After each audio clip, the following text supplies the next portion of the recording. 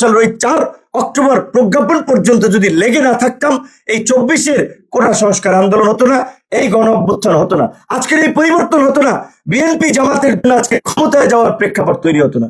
কাজেই আমরা জনগণের সমর্থন চাই এবং বিএনপি জামাতের মতো রাজনৈতিক দলকে বলবো, আপনারা কৃতজ্ঞতা প্রকাশ করুন, আপনারা এই তরুণদের সংগ্রামকে মূল্যায়ন করুন। যেই তরুণরা যখন আপনারা কোণঠাসা ছিলেন, রাজপথে দাঁড়াতে পারেন নাই, কর্মসূচি করতে পারেন নাই, আমরা জীবনের ঝুঁকি নিয়ে জীবন বাজি রেখে কিন্তু রাজপথে লড়াই সংগ্রাম করেছি। কাজী এর মূল্যায়ন আপনারা করুন। আপনারা অবমূল্যায়ন করলে ভবিষ্যতে কিন্তু দেশের মানুষ সবকিছু দেখবে, তার বিচার কিন্তু জনগণ করবে। এবং আগের মতো ওই কেন্দ্র দখল করে দিনের ভোট রাতে করে নির্বাচনে কেউ জনপ্রতিনিধি হবে সেই বিধান নাই। কাজেই সরকারি কর্মকর্তা কর্মচারী যারা নির্বাচনে দায়িত্ব পালন করবেন, আমরা পরিষ্কারভাবে বলতে চাই, এখন থেকে আপনাদের আচরণ যেন নিরপেক্ষ হয়। আপনারাও যদি আগের মতো দলকানা হন, তাহলে কিন্তু ভবিষ্যতে আপনাদেরকেও কিন্তু জনগণের মুখোমুখি হতে হবে। এবং সকল রাজনৈতিক দলগুলোকে বলবো, আপনার জেলার, আপনার উপজেলার ওসি, ইউনো, ডিসি, এসপি কি করছে, কোন রাজনৈতিক দলকে প্রাধান্য দিচ্ছে, কাকে খাতির করছে, এই সমস্ত বিষয়ে এখনই চিহ্নিত করুন। তার নিরপেক্ষতা যদি আপনার কাছে প্রশ্নবিদ্ধ মনে হয়, অভিযোগ দায়ের করুন। নির্বাচনের আগে আমরা সারা দেশে একটা নিরপেক্ষ প্রশাসনিক ব্যবস্থা নিশ্চিত করেই আমরা নির্বাচনে যেতে চাই।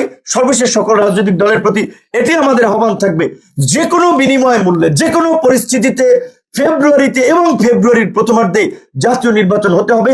এইটা যেন আমাদের মনন এবং মগজে থাকে।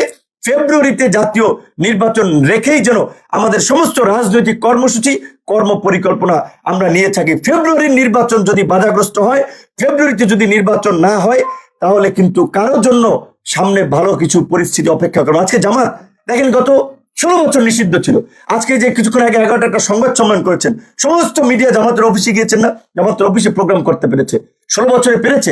তো আবার যদি একটা পরিস্থিতি তৈরি হয়, ভুক্তভোগী প্রথমে হবে জামাত। তারপরে এই যে আমরা ছাত্র, এই তরুণরা যারা এই গণ অভ্যুত্থানের নেতৃত্ব দিয়েছি, আপনারা জানেন রাজনৈতিক দল কোনো নেতৃত্ব দেয়নি, আন্দোলন সংগ্রামের নেতৃত্ব দিয়েছে তরুণরা। তারপরে বিএনপি, আজকে বিএনপি ক্ষমতায় না থেকেও কিন্তু ক্ষমতার কাছাকাছি সুযোগ সুবিধা ভোগ করছে। কাজে নির্বাচন যদি বাধাগ্রস্ত হয়, ভণ্ডুল হয়, তাহলে কিন্তু সবারই চোখের সামনে অন্ধকার নেমে আসবে। আশা করি এই শুভবুদ্ধির উদয় হবে, সবাই নির্বাচনের পথে হাঁটবে এবং রাজনৈতিক দলসমূহ নির্বাচনের একটা পরিবেশ তৈরি করতে যার যার নেতা কর্মীদের নির্দেশ দিবে, প্রশাসনকে সহায়তা করবে এবং সরকার নির্বাচনের দিকে হাঁটবে, সেই প্রত্যাশা রেখেই আমাদের বক্তব্য শেষ করছি। আল্লাহ হাফিজ।